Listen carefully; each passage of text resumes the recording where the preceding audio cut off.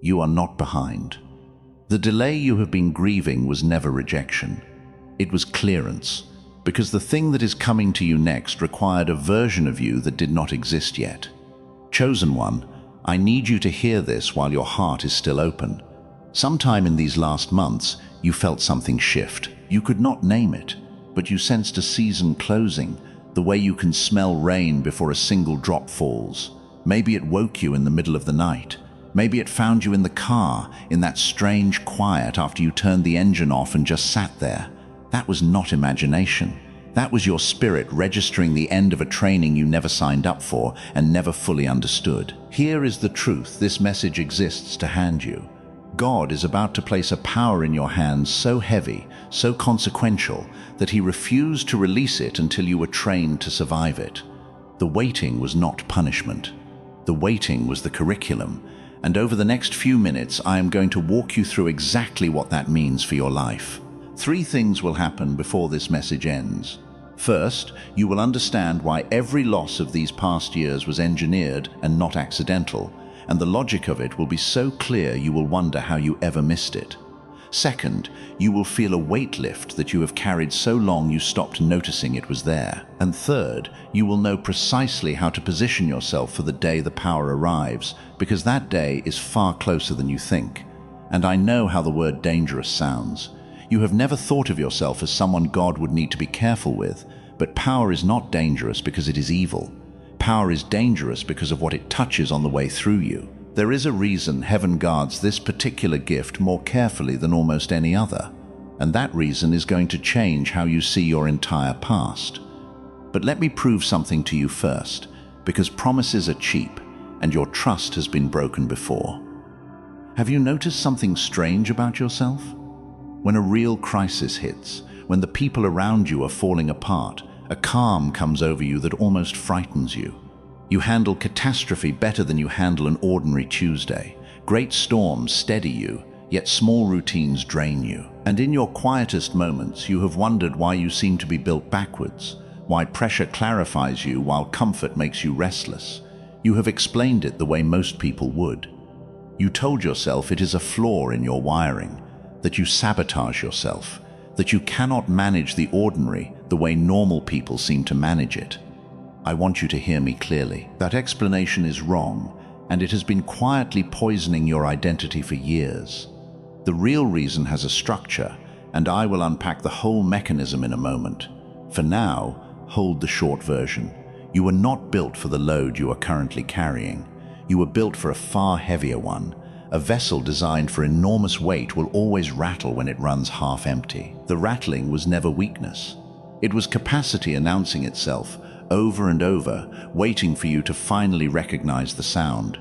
If your chest tightened a little just now, that is recognition, and recognition deserves a witness. Type trained, not forgotten in the comments right now. Writing it down is not for me. It is your own soul hearing you call the season by its true name for the first time. Before we go deeper, I want to place something in front of you and ask you to hold it. Over the past few years, something was discovered in research laboratories that most people who care about the things we are discussing have never been told about. Not because it contradicts anything sacred. It came from a direction most of us were simply not watching. A small group of neuroscientists, led by a doctor in New York who has spent decades studying the human mind, found something about the way you were designed that explains a struggle most spiritually sensitive people feel but can never name. I will come back to it later in this message, I promise you that. Until then, carry this question with you. What if the fog you fight every day was never a character flaw at all? What if something was taken from you? Hold that. Now let us open the mechanism I promised you. The word for power in the original Greek of the ancient texts is dunamis. It is the root of the word dynamite. Sit with that for a second. When heaven talks about power, it is not describing a pleasant feeling of confidence. It is describing something explosive, something that reshapes whatever ground it lands on. And that is exactly why it could not be handed to you early. Think about the pattern of your life. Every time you got close to a breakthrough, something collapsed. The relationship ended right before the promotion came. The money appeared and then vanished through some absurd emergency. Doors did not just close, they slammed, loudly, at the worst possible moments, as if timed by something that knew your schedule. You concluded what anyone would conclude, that you were cursed, that you had missed your moment, that other people get favor and you get lessons. I need you to hear this with your whole chest. That conclusion is false, and tonight it dies. Here is the real mechanism, and I want you to remember its name. The amplifier principle. Power does not transform whoever receives it. Power amplifies whoever receives it. Whatever is inside a person when power arrives gets multiplied by it. Unhealed wounds become cruelty at scale. Hidden pride becomes tyranny at scale. Quiet fear becomes control at scale. This is not superstition. Watch anyone who rises quickly without preparation, and you will see it play out in public every single time. Which means God had a choice. Hand you the dynamite while the cracks were still in the vessel and watch the explosion take out everything you love. Or close the doors, slow the timeline, and rebuild the vessel first. He chose the training. Joseph carried a dream at 17 and was not handed the palace until the pit and the prison had finished their work in him.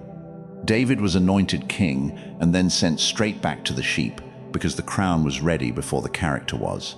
So look back at your stripped years through the amplifier principle. That betrayal that removed the wrong people from your table. That failure that burned the pride out of you. That long silence that taught you to stand without applause. None of it was random cruelty.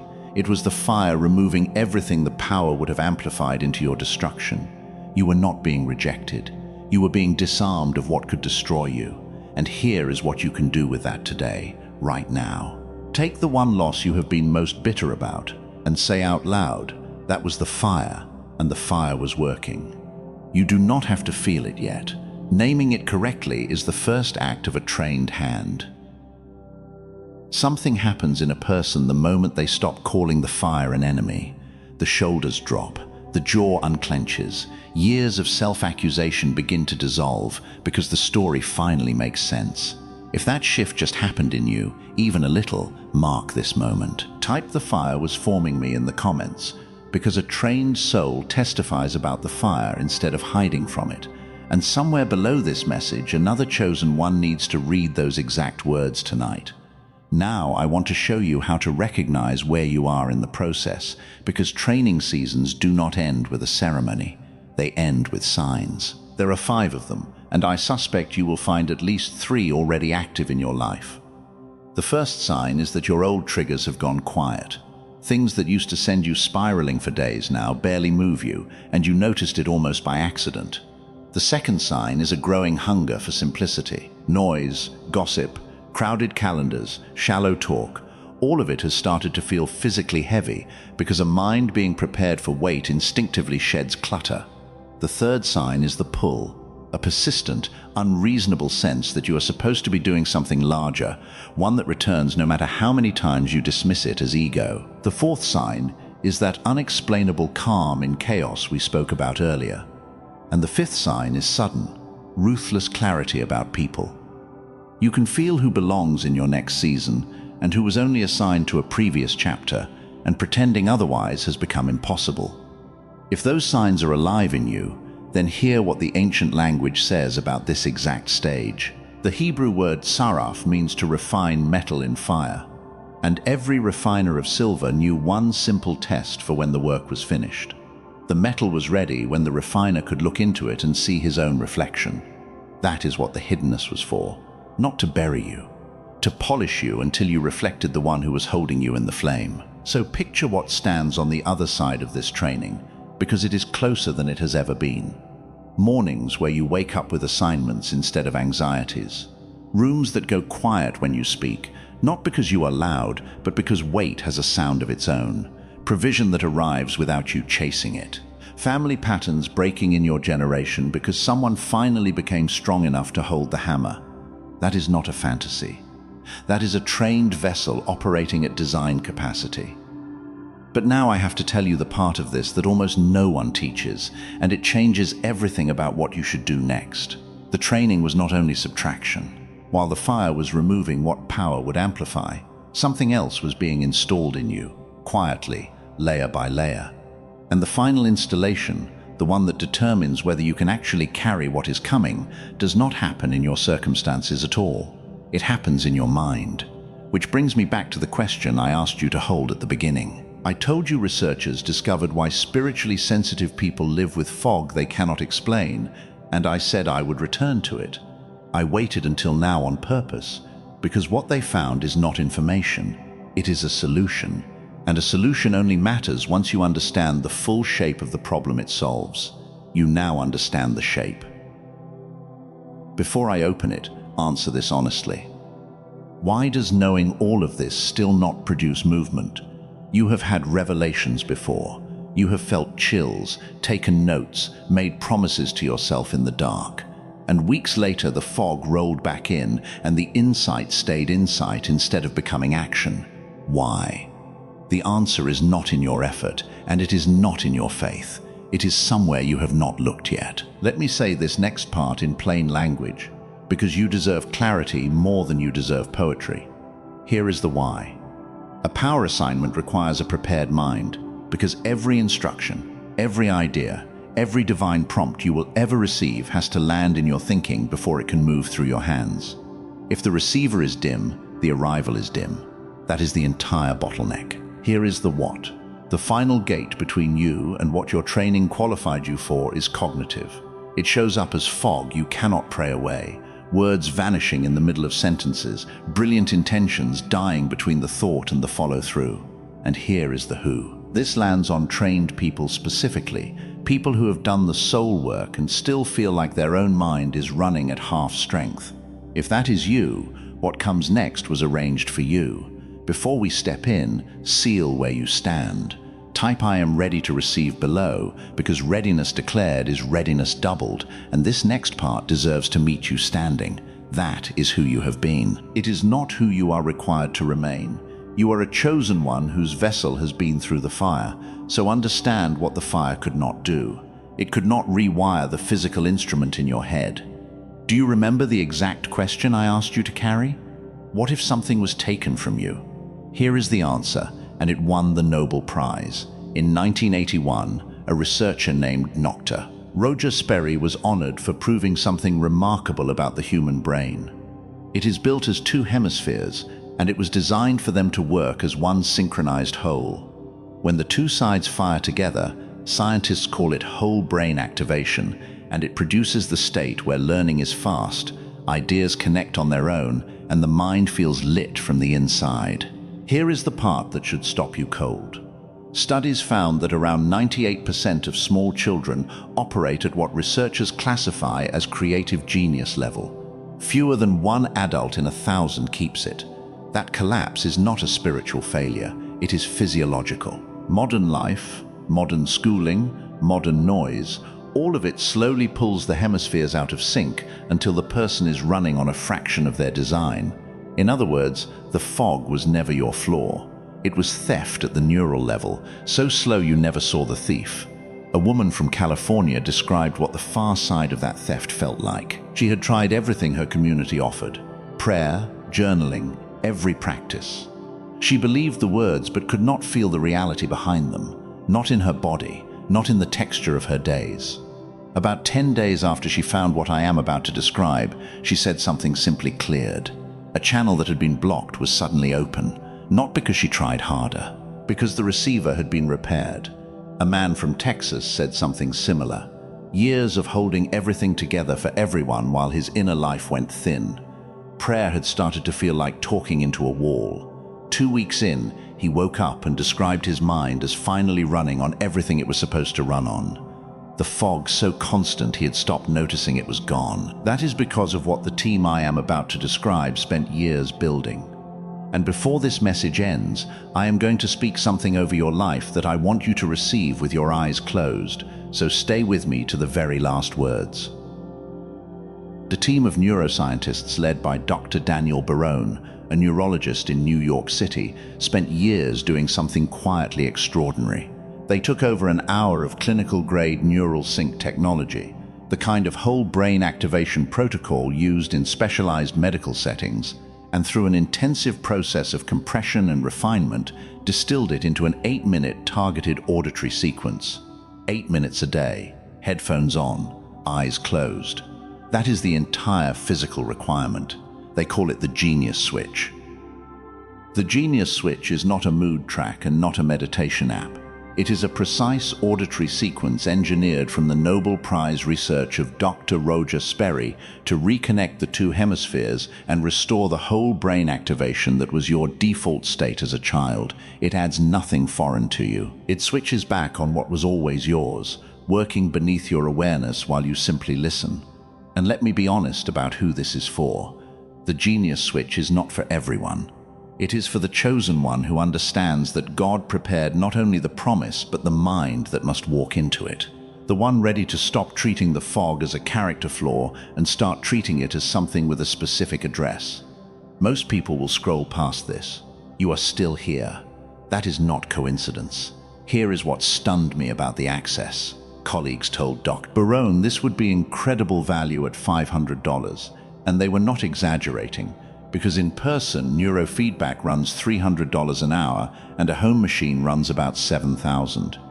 It was not released at $500, not at $200. It was released at $49. And today, on the official page linked below, there is an additional $10 off, $39 with lifetime access. 4 free gifts come with it. A guided visualization from a top-rated meditation creator covering money, love, health, and happiness. A smart grocery guide exposing everyday foods that feed brain fog. A classic 100-year-old text on attracting abundance. And a printable graphic of the 5 habits that build an ideal future. All of it is protected by a 100% ironclad money-back guarantee. Listen once or listen 80 times. If it does not do for you what it has done for more than 18,000 people, every dollar comes back, no questions asked. One caution, named plainly. If you search free listening apps for tracks with similar names, know that the team studied those. Most carry no neural sync technology at all, only the label.